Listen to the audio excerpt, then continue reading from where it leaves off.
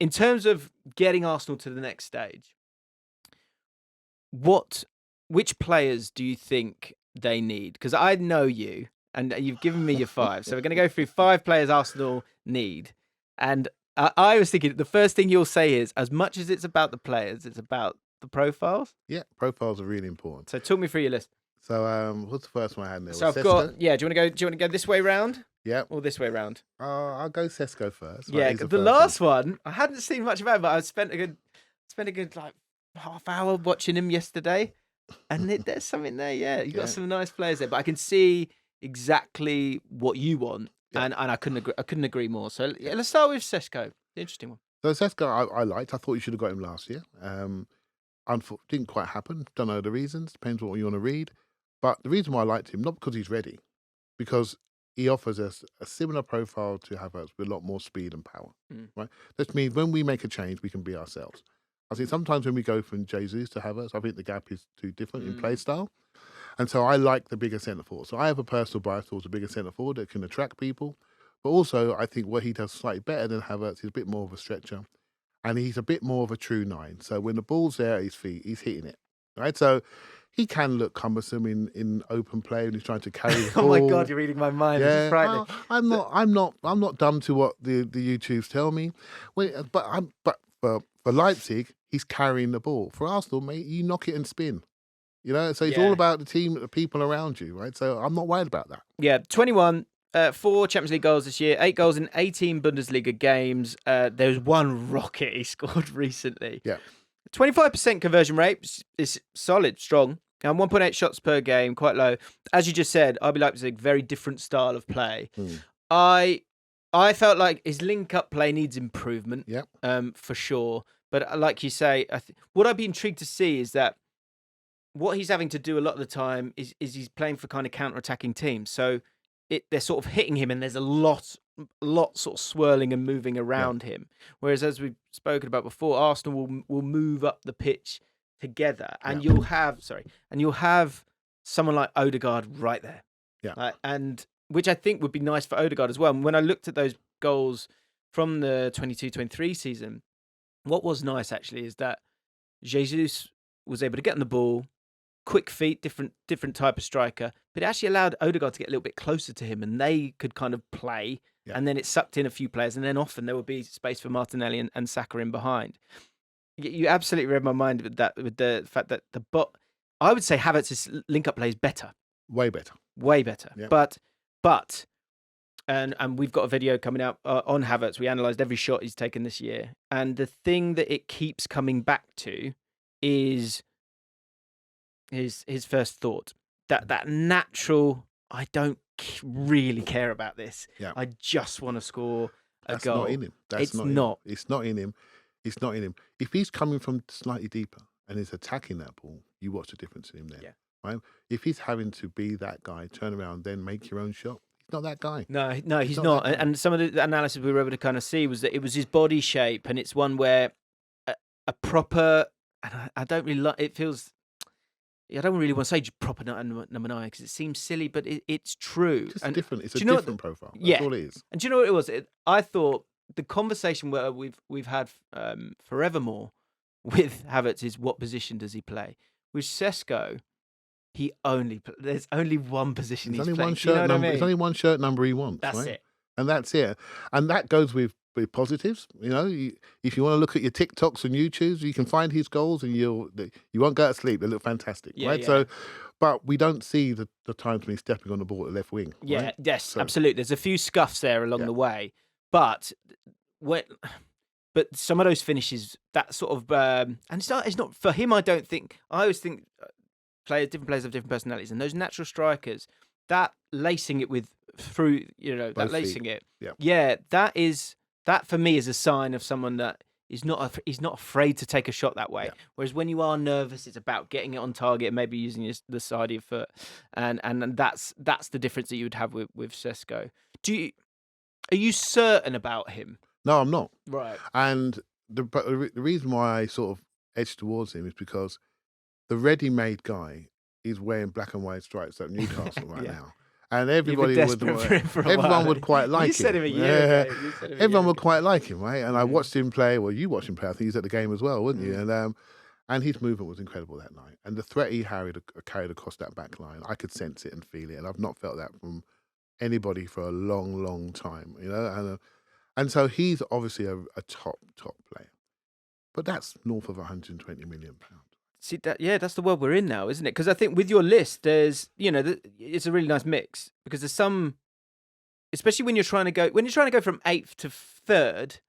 There's you can allow for development a little bit more, but in previous years you would have gone right, 100 mil, Isak, come over here, let's get this done. But you can't do that anymore. Can't do that, and Newcastle are not short of a few bob, are they? Right, so they can obviously if regulation tells them they've got to do something, that's something else, but. Newcastle and Arsenal don't have the most flourishing relationship, so why are they going to let us have their primary asset without really making us pay for it? And that gives them their Coutinho sale, which allows them to develop their club and become a serious opponent for everybody. So I think it's a little bit more challenging than just saying putting the money down, unless he actually takes the move. So for me, we have to build our own at maybe less than half the price.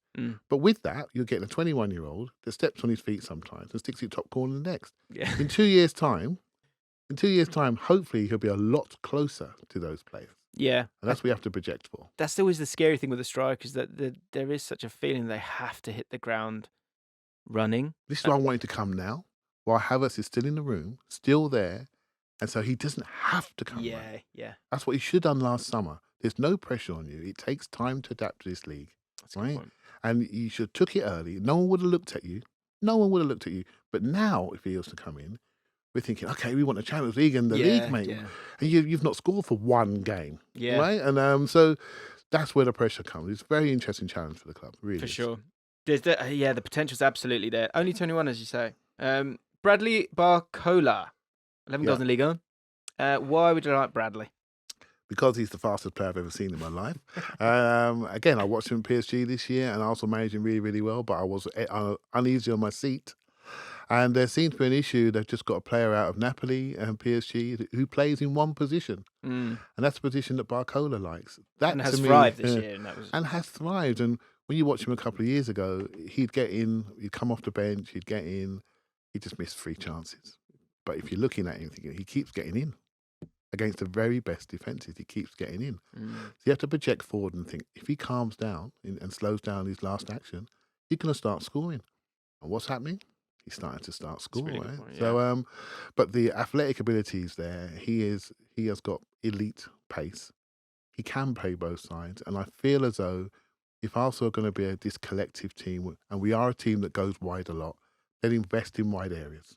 Don't overburden people in wide areas to play every single game, because it's not possible in a high output repeat sprint position. Yeah. Invest in those areas. Bit like Brighton, where they've kind of, 65 minutes, both wingers, off you come, swap it around. Is that what you're thinking? Swap it around. Yeah. Just do it. There's too many games. Too many games. Because Martinelli, I wouldn't say jaded, because he runs and runs and runs. Yeah. But I think I feel like he's a bit scrambled mentally because he's probably knackered from that point of view. It's interesting. When I watched him at the weekend really closely, and it's a 10-man game. And I thought what we do when we go 10 men now, so we go to a back 5 with a front 4 diamond ahead of it, right? So Martinelli almost went to right wing back when we were resting in defence, but then he pings into attack as well. And I thought he was fantastic the weekend. He got dispossessed so many times. If you're looking at that, you're thinking, well, I think he's not kicking on. In the construct of that game in that 45 minutes, I thought he was outstanding in the effort he gave to that team and won us the game. But that's maybe an Arsenal-style win at the moment. It's workmanlike, it's collective, it's team-based, and we got a 1-0 win from a cross and an edge of area shot. That's not the Odegaard, Saka, White thing. Yeah. Do you know what I mean? Which was a painting. We're not painting pretty pictures at the moment. No. But we're scoring. We are still scoring. He's lost his Brazilianness, I think, a little bit, Martinelli, as well. Like finishing, that exuberance that was there, that confidence in front of goals, kind of gone a little bit. But like I say, I think they've all been worn down a little bit with so many games. Barcola, of course, would be great as well. Right. A couple of not random ones, but a new one everyone's kind of talking about. severe Odegaard vibes. Yeah, for me. severe Naipan. 18-year-old, severe Naipan. Yeah, a lot of talk about him. Was that the Man City game, I think? He was. Girona. Linked with them, obviously, at Rosenborg at the moment. But then if he goes to Girona, is that just because Man City are going to buy him? And if he goes to Girona, does that make it hard for Arsenal to get their hands on him? But as a player, why do you feel like you need him? Just another pocket player that plays in those pockets that can turn around and handle the ball on both feet. So he's got such good skills on both feet. He's only young. I've never seen the full 90 of him. And I looked at it, okay, why were we looking at him? And you see him receive it. Again, back to the pockets. Back to what the game is now. What can you stand? I saw one of my phrases, James, I've got loads. Can you stand in the tulips? Can you stand in there when it's tough? Right? Can you tippy-toe your way through in those areas and have a really balanced, calm output? And he can. Yeah.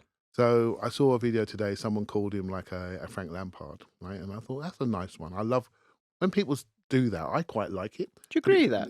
I'm not sure I do. But what they're saying is, when you get to the edge of the area and he starts to shoot, yes. Right. That aspect of Frank Lampard, he's definitely got it, right? So I quite like that.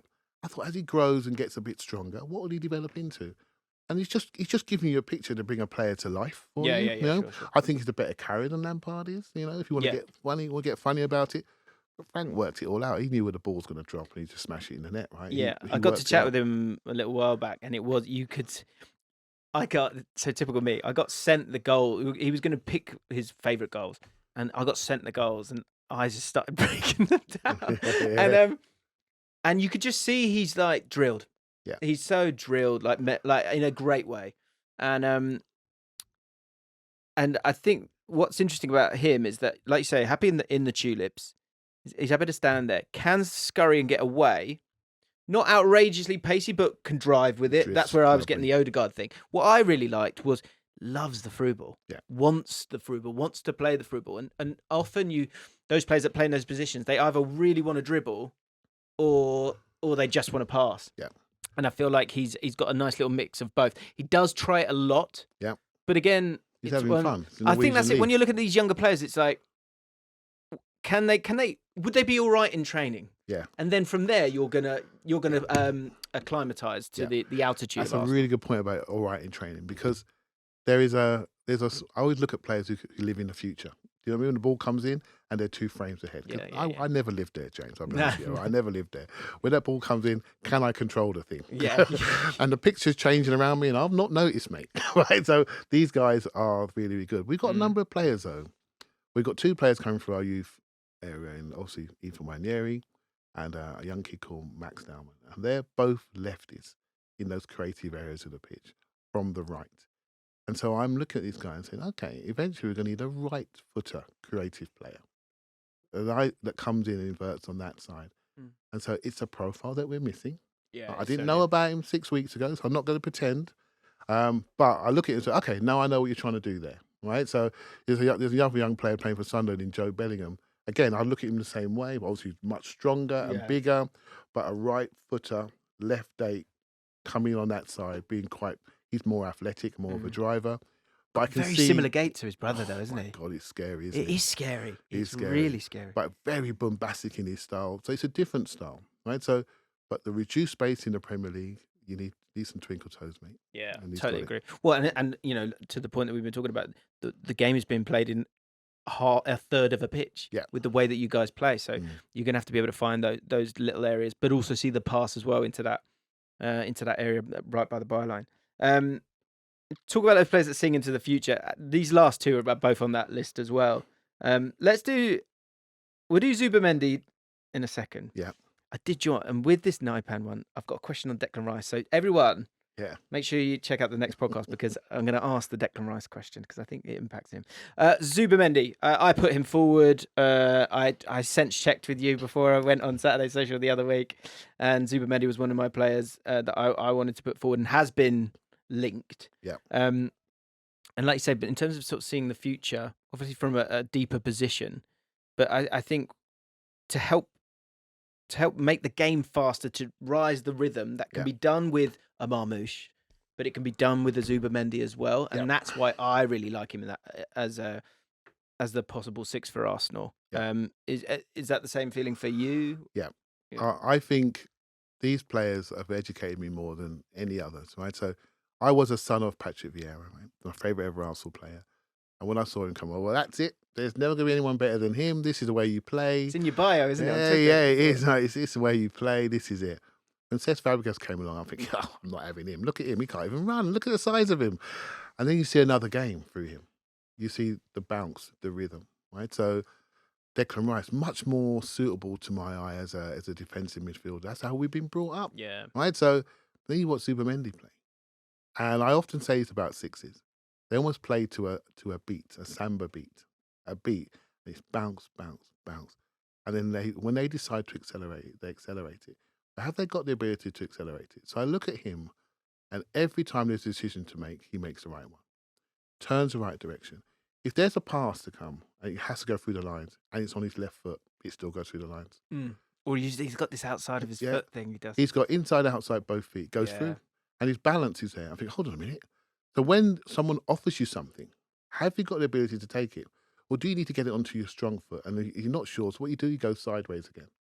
That's what's happening a lot in football. That ability to take the risk has maybe disappeared a little bit.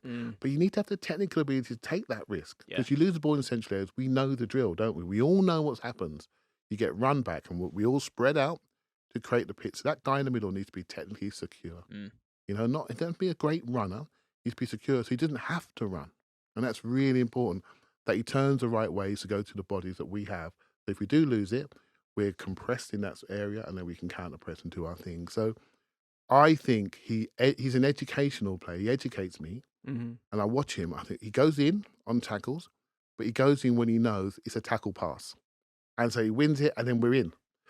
When he feels as though there's no benefit, he holds, right? Which holds your shape. Yeah. I need to go and get that because either we're exposed or there's a chance to counter. And I think he just reads the game. He lives in the future. I think he's brilliant. I totally agree. I feel like whoever gets him's like, until QB obviously getting there, that's gonna be a team I'm gonna be sort of desperate to kind of watch because I love those kind of players that sort of see it and they sort of just know a little too much. 3.8 tackles and interceptions per 90 in La Liga, by the way. So like you say, defensively, very very correct.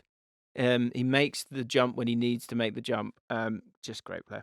And then Alberto Moleiro from Las Palmas, who, as I say, I spent about a half hour looking at him yesterday, and I think he's one that it would come in and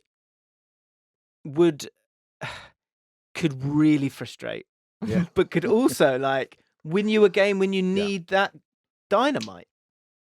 Interesting one, really good shout. I looked at this. This is me thinking ahead again, and I think there's a couple of players that we're going to lose, potentially in part in Jorginho. We're going to probably lose Zinchenko, and we're going to end up with quite a younger squad again. And I think that's important that we resustain our base, right? And so we need to create an environment where these young people can come in and not have to carry the team, but they see opportunities to play, right? So again, back to where I see the game going. It's different to the players that we have. Quite small, quite tidy, can be comfortable, but can accelerate off his spot and go. He's a young star in Spain that's going to project forward into be really, really good. So when I saw us linked with him, I thought, let me have a look. Let's see why we're linked. There's rumours that Arteta likes him. I don't know if they're true, but I had a look at him. And again, I'm after this. I was very fortunate the other week to go to Dennis Bergkamp's Football Writers Award. Amazing. Right? So, and he spoke about the game and he spoke about the skill, the individualism. And I thought, I'm sitting there listening. I'm looking to think about the Arsenal team today. And Thierry Henry's in the room, Ian Wright's in the room. So I'm having a little tear up. Yeah. And it's all fantastic. It's all fantastic. Then the day before, I think we played Spurs a couple of days before, and I thought about the moment that really made me happy. Odegaard took the ball out the sky, just one touch.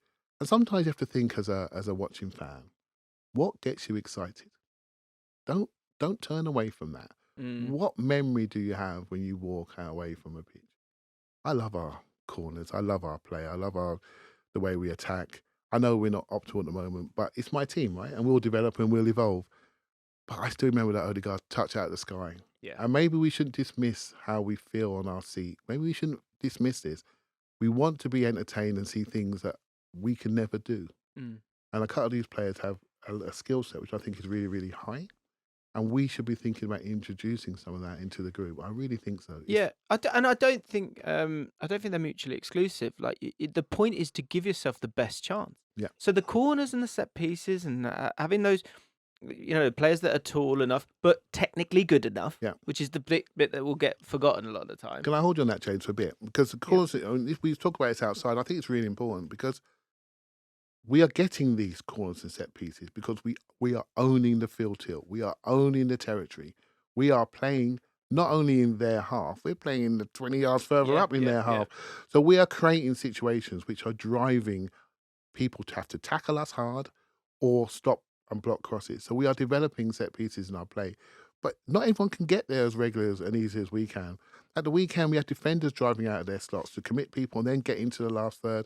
We've got different ways of getting there, and this is a byproduct of who we are. Mm. And we've managed to coach the next thing, which is the set pieces, because of how we play and the territory by which we own. We shouldn't be... I was speaking to Jamie Carragher about this, and he taught me a lesson. Don't be so sensitive about the analysis. And I thought, yeah, he's absolutely right. We shouldn't be sensitive about this. This is what we do.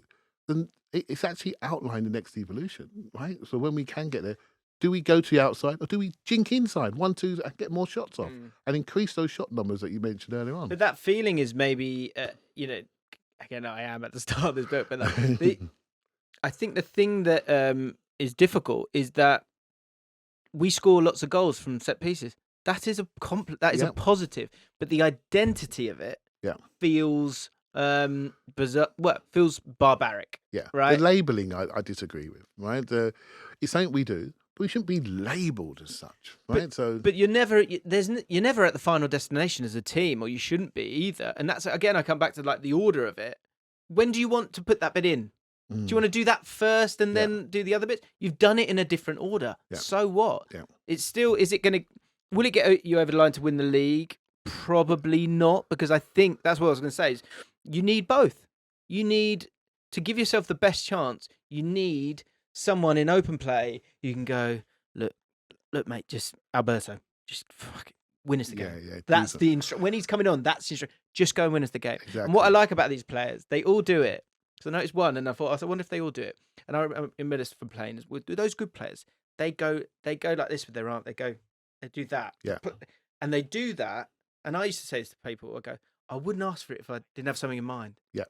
And these players, when they do that with their hand, they've got something in mind. Yeah. And Moleiro, they're telling you what foot to put it on. And exactly. Yeah. So Moleiro. What I like about him is that when you're watching him, there's moments when he's in that left half space a lot of the time and likes to drive in and then curl that one into the top right hand corner. But there's moments where they're struggling to progress up the pitch, and he goes, "I'll do it." Yeah, I love players who go, "I'll do it." And I think Odegaard was such a miss when you didn't have him, because he will.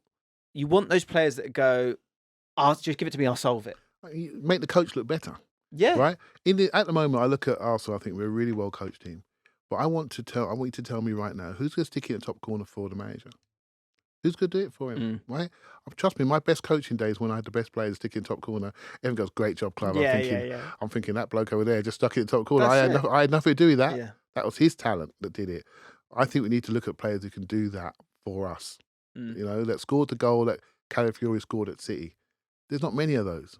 Someone just puts it in the net. Yeah, right? yeah. So. And Moleiro's that kind of player, but he will frustrate you because a few will go over the bar as well. But he's thinking about how can I really affect the game, and I'm happy to do that on my own instead of us doing it, which I think is you've got a humble team there, which is good. You just need that little bit extra. You need, obviously you've got Saka, but Salah, it's a given that you're going to get. Obviously a different kind of player, but it's a given that you're going to get those goals from him that he can find and create. De Bruyne.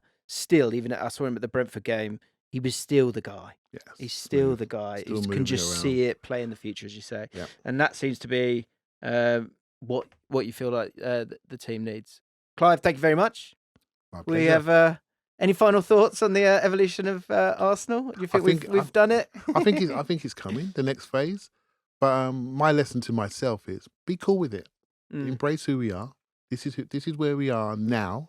In January 2025, let's see where we are in March, And let's see where we are in next August. Yeah. And just say some of these young players and some of those older players leaving, the squad age might be young. The amount of games that squad's played is Rice, Odegaard, Saka, a lot, Martinelli, a lot of games, which is healthy, I think.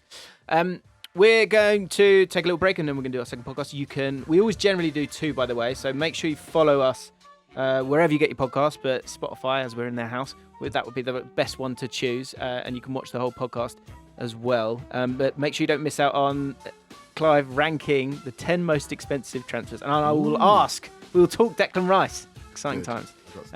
Cheers, Clive. Speak soon.